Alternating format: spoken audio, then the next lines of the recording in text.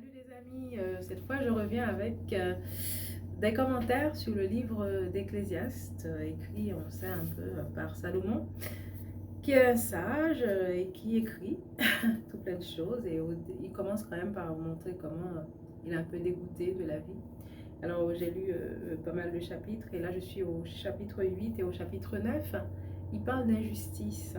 Il commence par critiquer par exemple le fait que la justice ne soit pas toujours valorisée sur terre. Au contraire, il explique que ce sont plutôt les personnes méchantes qui reçoivent tous les honneurs, hein, les beaux funérailles par exemple. Il disait, il se demandait alors, ben, c'est quoi l'intérêt de la justice? C'est pour lui une forme de vanité, hein, le fait que finalement le juste et l'injuste finissent de la même manière, ils finissent tous par mourir et que finalement, ben, parfois sur Terre, les honneurs vont plutôt aux injustes qu'aux justes. Alors, il explique ça au chapitre 8 et au chapitre 9, à partir du verset 9 du chapitre 8 jusqu'au verset 10 du chapitre 9, plus précisément.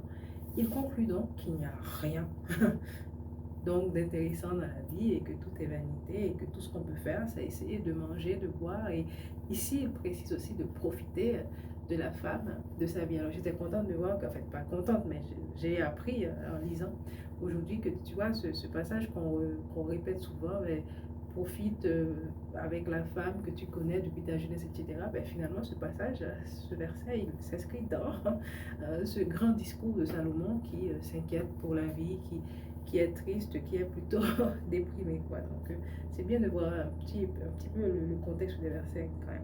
Mais bon, on est d'accord que c'est bien, il faut bien profiter du bonheur familial avec la personne qu'on aime et tout. Et alors, il critique cette manière de traiter la justice et de l'injustice comme si c'était les deux choses qui avaient la même valeur.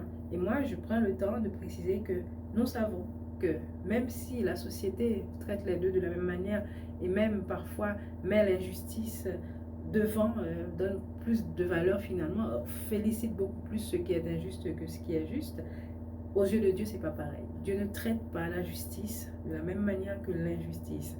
Et même qu'il réserve une punition pour les personnes méchantes qui ne se repentent pas. Et cette punition, parfois, elle est exercée pendant que ces personnes sont sur terre. Et d'autres fois, ces personnes attendront quand même l'éternité pour être punies. Mais de toute façon, Dieu punit l'injustice, ça c'est clair. Alors, est-ce que tu te sens peut-être abandonné dans ce monde injuste? Ça m'arrive parfois de me dire, mais ça sert à quoi tout ça? Ça sert à quoi tout ce que je fais? Où est mon Dieu dans tout ce que je suis en train de subir? Et là, en ce moment, je reçois, dans notre église, on reçoit quelques demandes de prière de personnes qui vivent avec, au travail, des patrons qui les maltraitent, etc. Et du coup, ça m'a fait penser aussi à des moments dans ma vie où j'ai été maltraitée au travail par des personnes qui injustement me faisaient du mal et ils ne s'arrêtaient pas et je me demandais, mais est-ce que quelqu'un va les arrêter? Personne ne les a arrêtés. Est-ce que Dieu va les arrêter? J'avais l'impression que Dieu ne les avait pas arrêtés. Et j'avais une copine en particulier l'année dernière et au début de cette année aussi qui a vécu des choses très graves dans son travail. Et je priais à Dieu, je disais, Seigneur, fais quelque chose. Je ne sais pas comment tu vas le faire, mais j'espère que tu vas faire quelque chose. Eh bien, dernièrement, la fille m'a expliqué ce qui se passe. C'est qu'on se rappelle, j'avais dit même dans une vidéo qu'elle a été persécutée dans son travail, harcelée par un collègue qui est arrivé après elle, mais qui voulait absolument prendre sa place. Bizarre, hein? Genre, il vient, on lui apprend comment il faut faire, mais il veut prendre la place de cette personne-là. Et donc, du coup, qu'est-ce qu'il fait? Il s'est mis à persécuter cette servante. Il l'a vraiment harcelée au travail, humiliée, et finalement, petit à petit, la sœur s'est trouvée isolée parce que je ne sais pas ce qu'il est allé raconter sur la sœur, mais il a mis... Tout le monde était contre la sœur, quoi. Ils ont tous fait camp avec lui, le persécuteur, et ont un petit peu tourné le dos à cette sœur. Et quand enfin cette sœur est allée voir la RH, hein, les ressources humaines, pour expliquer un peu ce qui s'est passé, c'était trop tard. Parce que lui, il avait déjà semé sa médisance partout. Donc la fille n'était pas prise au sérieux. Elle a été même humiliée. On lui a fait des remarques très désobligeantes, très déplacées. Hein. La limite, on est à la limite de la discrimination là. Hein. Et finalement, on n'a pas voulu lui donner une rupture conventionnelle. Elle ne pouvait pas juste partir comme ça sans même avoir droit au chômage. et elle doit s'occuper de sa famille, etc. Donc finalement, elle a demandé finalement qu'on lui change de poste. Et ça, ils ont accepté. On l'a changé de service. Donc elle n'avait plus du tout sur le dos ce monsieur qui, dites-vous bien, n'a pas uniquement harcelé cette fille au travail tout le temps, il a fait en sorte de devenir la supérieure hiérarchique de la collègue. Vous imaginez, il est arrivé après, il a tout fait pour mettre à dos tout le monde, en fait, pour exclure la fille, pour la faire perdre toute sa confiance au niveau de la hiérarchie. Et finalement, il a pu trouver le poste qui était destiné à cette fille. C'est elle qui devait justement remplacer celui qui partait, etc.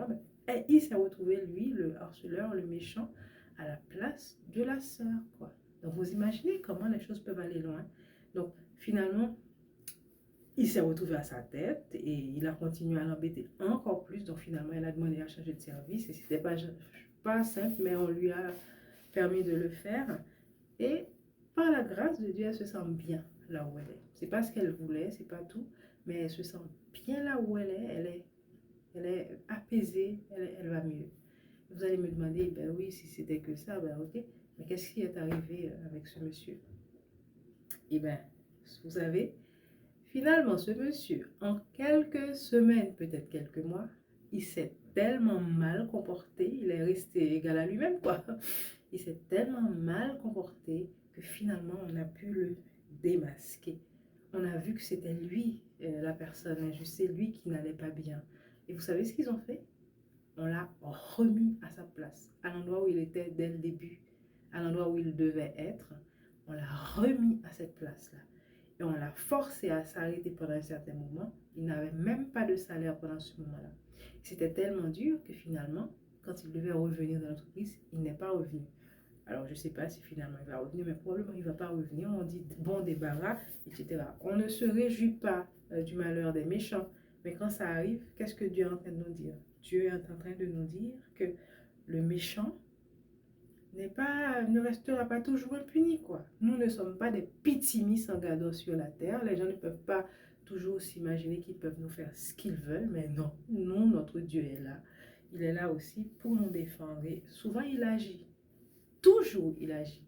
Mais des fois, on ne voit pas. On ne voit pas quand il agit, mais il agit toujours. Il remet toujours aussi le méchant à sa place.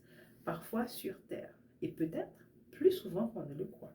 Donc attention, hein, faites attention aux enfants de Dieu. Et nous, enfants de Dieu, ne nous décourageons pas parce que nous savons que le méchant n'aura pas toujours le dernier mot. Merci Seigneur pour cette parole que tu m'as donnée ce matin. Ça m'a encouragée. Merci aussi pour le témoignage de sa sœur. J'aimerais bien qu'elle soit connue de tout le monde et qu'on puisse avoir le courage de rester debout quand on est dans des combats, surtout dans les situations professionnelles. Et je te prie pour toutes les personnes qui, en ce moment, vivent une difficulté au travail. Je te prie, Seigneur, de donner une bénédiction spéciale à ces personnes-là pour qu'elles aient le courage de continuer à témoigner de toi, à rester dignes de toi malgré ces difficultés, pour qu'elles aient aussi le courage de continuer à faire leur travail comme il faut et à se battre en restant, en ayant toujours un bon comportement, comme je dit tout à l'heure. Et aussi, Seigneur, montre-leur une porte de sortie pour qu'elles soient soulagées quand même et qu'elles ne soient pas toujours là à marcher la tête baissée, à être courbées sous le poids des souffrances, des humiliations, des harcèlements. Et puis, Seigneur, et ces méchants, qu'est-ce que tu vas en faire?